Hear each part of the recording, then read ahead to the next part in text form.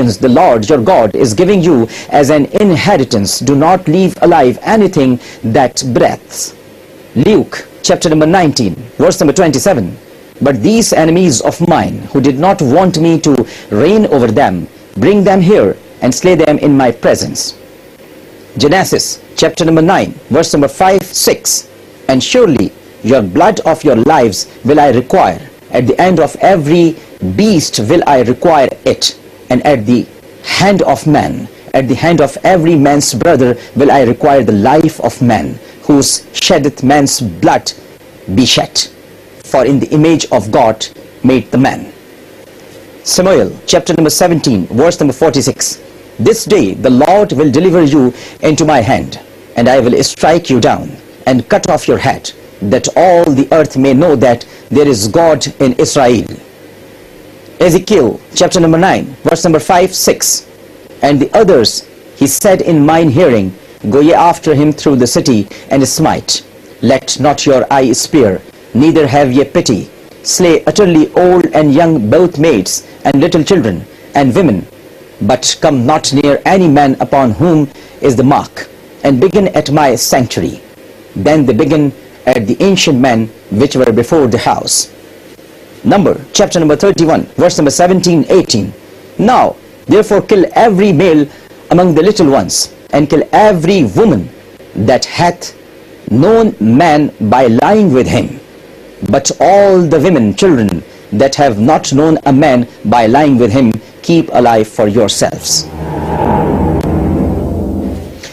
Viewers, you have seen, if we quote any divine verses out of context, it creates a detestable situation, which I am sure you must be feeling right now for Christian and Jewish beliefs. Terrie has created the same feelings for Islam and Qur'an. But since I have already told you that I am doing this to explain you, and that shows my clear intentions to you that being a Muslim, I am not against any religion. On the contrary, Terrie did not say anything before burning Qur'an, and did not clear his intentions as well. So why don't we accept this fact that this person does not respect the humanity, but also enemy of every religion? Every religion, I repeat, every religion, law and custom, which he is unable to understand.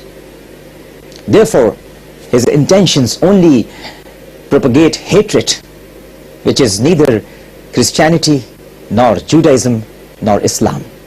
It is solely hatred.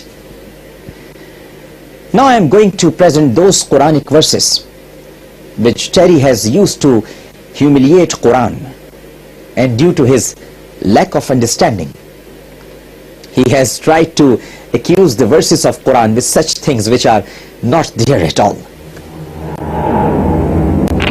Chapter 8, verse 60. Prepare for them whatever force and cavalry ye are able to gathering to strike terror into the hearts of enemies of Allah and your enemies. It is quoted out of the context. To explain you the context, it is essential to read few verses before and after verse 60. Chapter 8, verse 56. الذين عاهدت منهم ثم ينقضون عهدهم في كل مرة وهم لا يتقون. Those are with whom you had entered into the promise, and then they break their undertaking every time and do not become pious. Verse 58. وَإِمَّا تَخَافَنَّ مِنْ قَوْمٍ خِيَانَةً فَانبِذْ إِلَيْهِمْ عَلَى سَوَاءٍ إِنَّ اللَّهَ لَا يُحِبُّ الْخَائِنِينَ. If you fear treachery from any nation, throw back to them their understanding on equal basis. Surely the treacherous are not liked by Allah. Then after the verse which Terrie has quoted, verse 60, وأعدوا لهم ما استطعتم من قوة ومن رباط الخيل ترهبون به عدو الله وعدوكم وآخرين من دونهم. And make ready against them all you can power, including steeds of war to threaten by the enemies of Allah and your enemy and others. Verse 61. وَإِن جَنَحُوا لِلسَّلْمِ فَاجْنَحْ لَهَا وَتَوَكَّلْ عَلَى اللَّهِ إِنَّهُ هُوَ السَّمِيعُ الْعَلِيمُ. And if they incline towards peace, then you also incline to it, and put trust in Allah. Surely He is the knowing, hearing. That was the time when Prophet ﷺ, after arriving the Medina city, made an agreement of cooperation with the Jews living close by.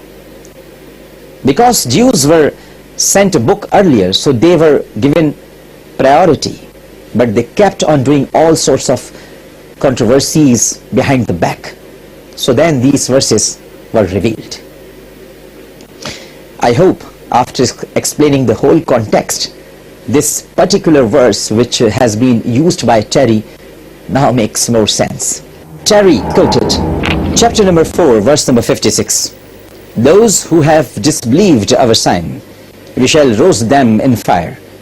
Whenever their skins are cooked to turn, we shall substitute new skins for them, that they may feel the punishment. Verily Allah is sublime and wise. Again, this verse is quoted out of context. I will briefly tell you the context. Chapter 4, verse 54. أم يحسدون الناس على ما آتاهم الله من فضله فقد آتينا آل إبراهيم الكتاب والحكمة وآتيناهم ملكا عظيما. Or are they jealous of the people whom Allah has bestowed from His bounty? But we, Allah, bestowed them a mighty kingdom. Now, verse 57. والذين آمنوا وعملوا الصالحات سندخلهم جنات تجري من تحتها الأنهار خالدين فيها أبدا لهم فيها أزواج مطهرة وندخلهم ظلا ظليلا. And those who believe and do deeds, the righteous deeds, we shall soon admit them to paradise, under which streams flow, to remain there forever. They shall have spouses therein, chaste, purified, and we shall admit them to the pleasure of plenteous shades. Again, it is about Jews who, instead of accepting the new revelation, which was a continuation of their beliefs at that time, envied Prophet ﷺ and his followers. That is why Allah did not reveal this book as well on them. They were always planning controversies, so these verses were revealed. Terrie quoted chapter number 47, verse number 4. Therefore, when ye meet the unbelievers, smite at their necks, and when ye cast a blood bath among them, bind a bond firmly on them. Viewers, it is not only quoted out of context, but it is incomplete also.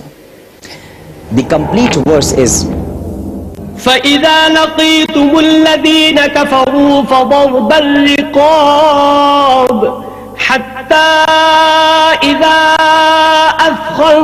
أثخنتموهم فشدوا الوثاق فإما منا بعد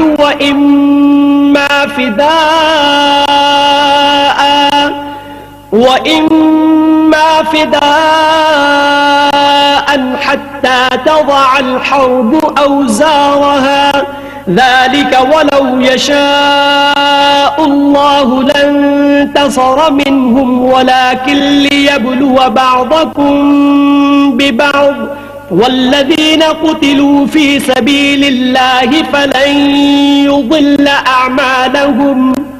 So when you encounter the disbelievers in battle, strike at their necks till when you have overcome them efficiently, then tie them fast, and afterwards release them, whether by grace or for ransom, till the war lays down its burden ends. This is so low, and had Allah willed, He would have punished them Himself, but He tries you one against the other. And those who are killed in the way of Allah, He shall never render their deeds vain. During any war, this happens, doesn't it? So here as well, smiting necks means when you come face to face with enemy, break their force first. This is like forming a strategy for an enemy of how to weaken opponent's force when in war. This means that you can kill the unbelievers only in war, but if you capture them, you can let them go after war, or exchange them, or Muslim unbelievers in prison, or they can buy their freedom. Terrie quoted chapter number 4, verse number 89. They but wish that ye should reject faith as they do, and thus be on the same footing as they do. Take not friends from their ranks until they flee in the way of Allah. But if they turn renegades, seize them and kill them wherever you find them, and take no friends or helpers from their ranks. Here, Terrie the terrorist, to get his purpose fulfilled, didn't even quote the whole verse and quote it out of context. Let me explain the context. Chapter 4, verse 88. فما لكم في المنافقين فئتين والله أركسهم بما كسبوا أتريدون أن تهدوا من أضل الله ومن يضلل الله فلن تجد له سبيلا. What happened to you that you were divided into two groups about the hypocrites, and Allah has turned them back for their evil deeds? Do you desire to guide him who has been left on the wrong way by Allah? For those who are left on the wrong way by Allah, for such ones you will not be able to find a way. Viewers, this is about hypocrites at that time, who said they believed in Allah and His final messenger prophet Hazrat Muhammad sallallahu alaihi wasallam, but in actual fact they didn't. Now, chapter 4, verse 90. إلا الذين يصلون إلى قوم بينكم وبينهم ميثاق أو جاءوكم حصرت صدورهم أن يقاتلوكم أو يقاتلوا قومهم ولو شاء الله لسلطهم عليكم فلقاتلوكم فإن اعتزلوكم فلم يقاتلوكم وألقوا إليكم السلم فما جعل الله لكم عليهم سبيلا. Except those who join such a people between whom and you there in treaty of peace, or those who approach you from their hearts, that they are fearful to fight with you or fight against their own people. Be patient to them. Had Allah willed, He could have given them power over you, and then they would surely have fought with you. So if they withdraw from you and do not fight with you and offer you peace, then Allah does not open to you any way of aggression against them. Terrie quoted chapter 8, verse 39. fight them until there is no dissension and the religion is entirely Allah's. Terrie cuts this part. But